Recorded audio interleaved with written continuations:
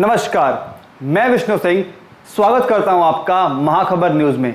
आज हम आपको बताएंगे कॉमनवेल्थ गेम्स के बारे में और साथ ही हम आपको बताएंगे उसके पूरे इतिहास के बारे में और साथ में आपको ये भी बताएंगे कि 2022 कॉमनवेल्थ गेम्स से भारत की क्या स्थिति रही है।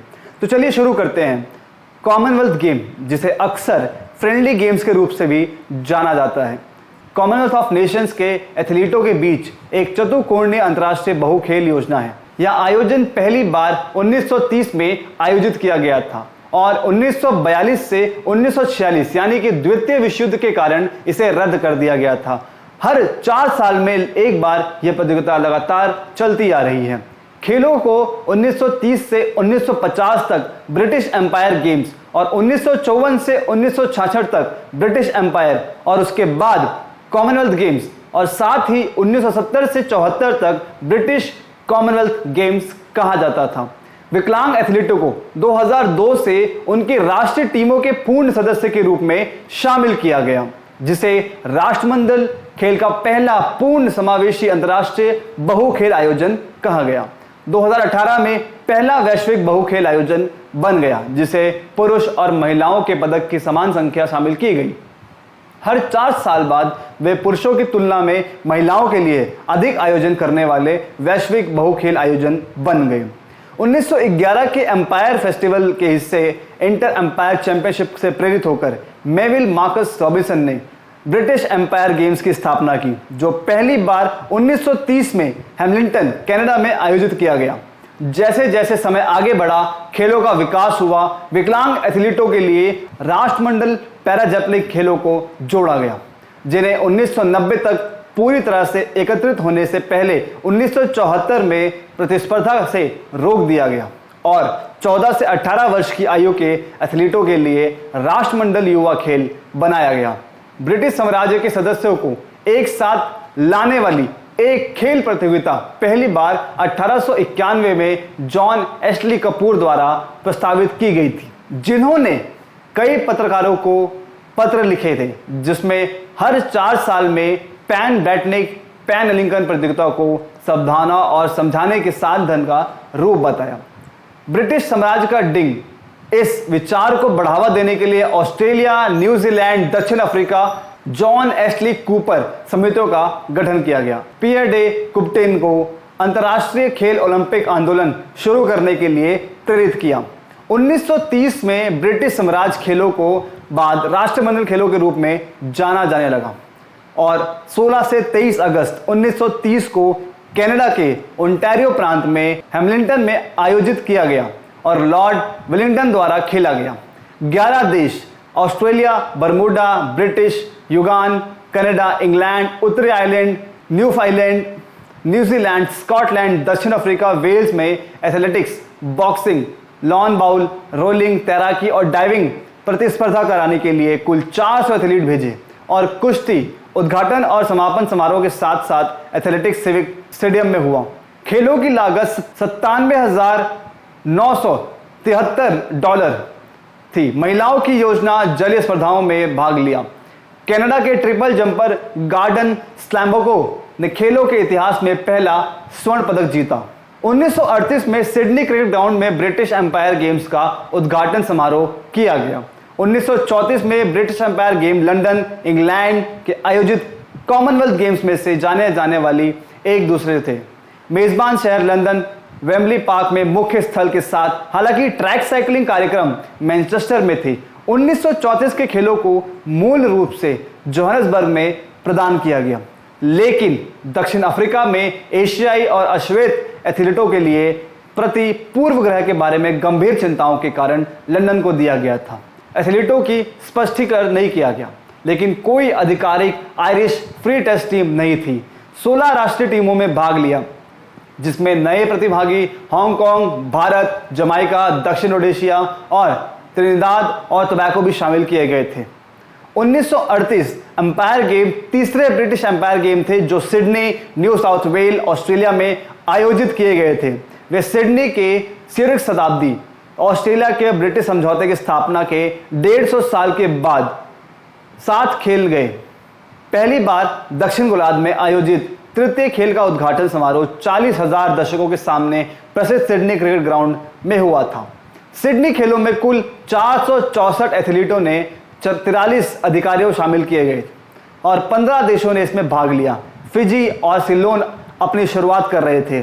सिडनी खेलों में 7 खेलों की शामिल किया गया था: athletics, boxing, cycling, lawn bowl, rolling, तैराकी और डाइविंग, साथ में कुश्ती। चलिए अब आपको बताते हैं भारत कॉमनवेल्थ गेम्स में पदक जीतने और हिस्सेदारी में उसका क्या इतिहास रहा है। भारत के पहले कॉमनवेल्थ गेम्स पदक विजेता थे पहलवान रशीद अनवर थे, जिन्होंने लंदन में इस आयोजन के 1934 संस्करण में भाग लिया। यह खेलों में भारत की पहली प्रविष्टि भी थी। 1934 के राष्ट्रमंडल खेलों में केवल 6 भारतीय एथलीटों ने भाग लिया था। 1934 राष्ट्रमंडल खेलों में 6 सदस्यीय भारतीय दल केवल एथलेटिक्स और कुश्ती विषयों में भाग लिया। भारत को खेलों में अपने पहले स्वर्ण पदक के लिए 1958 तक का इंतजार करना पड़ा, जब महान मिल्खा सिंह ने कार्डिफ में पीली धातु जीती। एमी घिया और कंवर ठाकुर की जोड़ी CWG यानी कि कॉमनवेल्थ गेम्स में पदक जीतने वाली पहली महिला बनी, जब उन्होंने अटमॉन्ड कनाडा के 1978 के संस्करण में कांस्य पदक जीता। डिस्कस थ्रोवर कृष्णा पुनिया ने मिल्खा सिंह के ऐतिहासिक कारनामों के 52 साल के बाद दिल्ली में 2010 राष्ट्रमंडल खेलों में एथलेटिक्स के लिए भारत को दूसरा स्वर्ण पदक दिलाया। निशानेबाजी रूपा उन्नीकृष्णन ने इतिहास की किताबों में अपना नाम तब लिखा जब वह कुलनार के टूर्नामेंट में 1998 संस्करण के दौरान महिलाओं की 50 मीटर एयर राइफल ब्रॉन्ज स्पर्धा में CWG के स्वर्ण जीतने वाली पहली भारतीय महिला बनी। भारत ने अब तक अपने राष्ट्रमंडल खेलों में इतिहास में कुल 503 पदक हासिल किए हैं।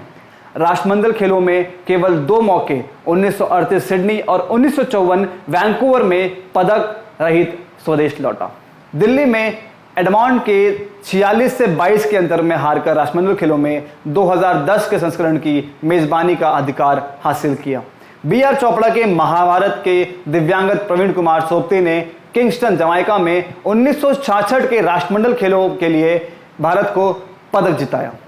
तब उन्होंने पुरुषों की हैमर थ्रो में रजत पदक जीता। मैनचेस्टर में 2002 के खेलों के संस्करण के बाद भारत कभी भी पदक तालिका से शीर्ष 5 से बाहर नहीं हुआ। डिस्कस थ्रोवर रंजीत कुमार ने कॉमनवेल्थ गेम्स में पदक जीतने वाले पहले भारतीय और पैरा एथलीट बने, जब उन्होंने 2006 के संस्करण के दौरान कांस्य पदक जीता। कॉमनवेल्थ गेम्स में अब तक सबसे सफल भारतीय एथलीट शूटर जसपाल राणा है, जिन्होंने मल्टी स्पोर्ट्स फालतू गंजा में 15 पदक जीते हैं। 322 सदस्यीय भारतीय दल बर्मिंघम में होने वाले राष्ट्रमंडल खेलों में भाग लेगा। देश का सबसे बड़ा दल 2010 दिल्ली खेलों के दौरान जब 495 एथलीटों ने भाग लिया था। चलिए अब आपको बताते हैं भारत के 2022 कॉमनवेल्थ गेम्स के अब तक के सफर के बारे में। अभी तक भारत ने कुल 5 पदक जीते हैं और आपको बता दें कि ये सारे पदक वेट लिफ्टिंग कैटेगरी में आए हैं।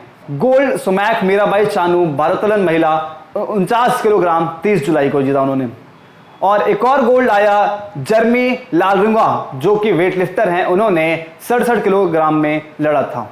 एक और गोल्ड आया अंशिता शूली, इन्होंने वेट लिफ्टिंग में पुरुषों की कैटेगरी में 73 किलोग्राम में गोल्ड जीता।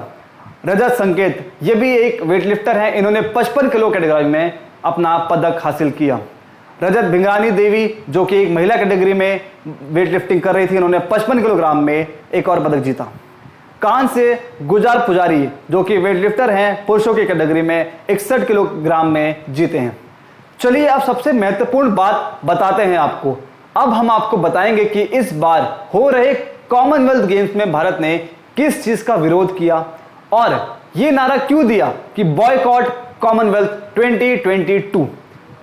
कॉमनवेल्थ गेम्स फेडरेशन के कार्यकारी बोर्ड द्वारा जून 2019 में निर्णय के बाद BOCCG के प्रस्ताव का समर्थन करने के लिए तीरंदाजी और निशानेबाजी को 2022 के खेल कार्यक्रम में शामिल नहीं किया गया। IOA का ये अध्यक्ष निरेंद्र बत्रा ने प्रस्ताव दिया कि भारत 2022 खेलों का बहिष्कार करेगा। यह दावा करते हुए CGF नेतृत्व के पास एक था। भारत को कोसने वाली मानसिकता है यह। एक विशेष मानसिकता वाले लोग भारत की खेल प्रक्रिया को बर्दाश्त नहीं कर सकते, जिसमें शूटिंग और महत्वपूर्ण खेल शामिल हैं। हालांकि IOA के बाद अपने बहिष्कार की धमकी ने वापस ले लिया अब जनवरी 2022 के दौरान चंडीगढ़ में होने वाली संयुक्त तीरंदाजी और शूटिंग चैंपियनशिप में मेजबानी का प्रस्ताव रखा है। प्रस्ताव को संबंधित हितधारकों द्वारा समर्पित किया गया था और बाद में आधिकारिक स्वीकृति प्राप्त हुई, परंतु भारत ने आयोजन में मेजबानी की लागत वहन की। समापन समारोह में एक सप्ताह बाद चंडीगढ़ में दिए गए पदकों को 2022 खेलों में समग्र पदक तालिका में शामिल किया जाएगा। जुलाई 2021 में यह कार्यक्रम कोविड की वजह से रद्द कर दिया गया था।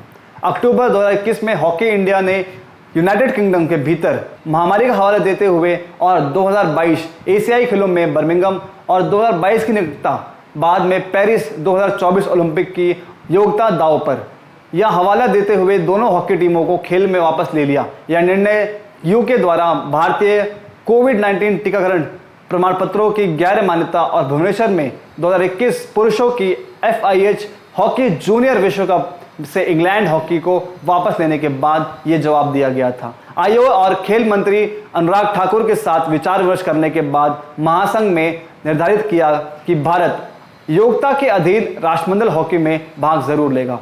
अगर आप हमारे चैनल पर नए हैं तो चैनल को सब्सक्राइब करिए और साथ ही इस वीडियो को लाइक, कमेंट और शेयर जरूर करिए। मैं विष्णु सिंह, मां खबर के साथ।